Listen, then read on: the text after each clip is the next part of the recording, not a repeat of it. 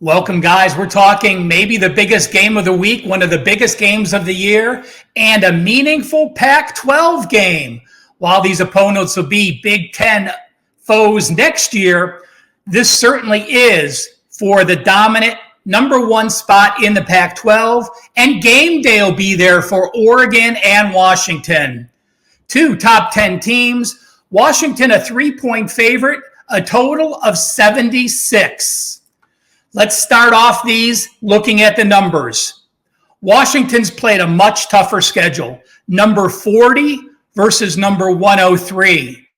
Do those numbers make sense? Well, Washington's played Boise, Tulsa, Michigan State, California, and Arizona. So not top 25 teams, but again, 5 FBS teams, including 4 Power 5 teams.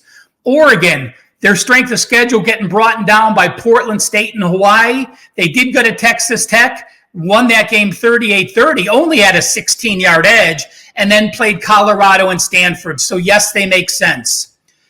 Yards per play diff, one of my favorite categories. Guess what, guys? These are number 1 and number 2 in the country, not in the big Pac-12, in the entire 133 FBS teams. Oregon, an amazing plus 4.1 yards per play. Washington, plus 3.7 yards per play. So while Oregon has a better yards per play diff, remember, Washington's numbers actually more impressive because of the strength of schedule. Quarterbacks, I'll tell you what, guys, 2 of the best. Bo Nix, how about completing 80% of your passes with a 15-1 ratio? You've only been sacked 3 times. You have an O-line that's opening holes for 7 yards per carry, and you're rushing for 224 yards per game. Oh, yeah, by the way, your defense has held Portland State, Hawaii, Colorado, and Stanford all to a season low this year. For Washington, Michael Penix, 1,999 yards. 75% completions, a 16-2 ratio, and that is thanks to an O-line that's only allowed 3 sacks. Washington, a pass-happy team. They are going to pass much more. In fact, even when they have a big lead, like they had against Cal, they had 32 passes, only 30 rushes. Michigan State, 39 passes, 33 rushes. Oregon is different. Oregon wants to run the ball first. They're a much more balanced team. That, to me, gives the edge to Oregon. Oregon's pass defense has allowed 60% completions, and they did allow 282 pass yards on the road at Texas Tech. That makes me think that Michael Penix may have some success. History-wise, let's look at this series. Going into last year, Oregon has absolutely dominated the series, going 15-2 straight up and against the spread in the 17 prior meetings against the Huskies. What happened last year? Oregon was AP number 6. Washington was AP number 4. Oregon was a 12.5-point favorite, and Washington pulled the upset. I went to the database. You guys know I would.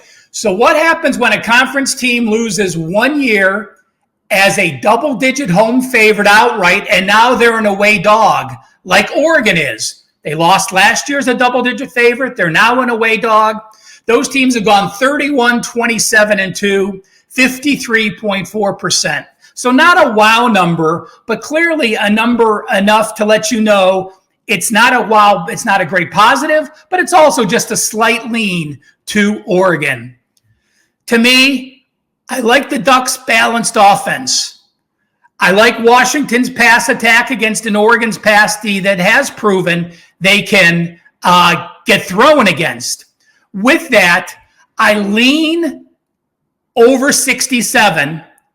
And with that, I do lean Oregon plus the points. Oregon's been there, done that. Washington, yes, a positive team. We're in the second season of Kalen DeBoer. They have to prove to me with DeBoer they can win these big games. So it's going to be a great game to watch.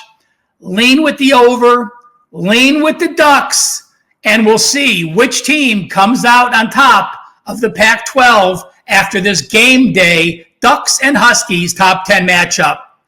RM10 gets you $10 off any college football or NFL package on Saturday and Sunday. I'm number one in college football sides this year, 72% run. Take advantage and make sure you check out all these great videos from this amazing Wager Talk group of handicappers.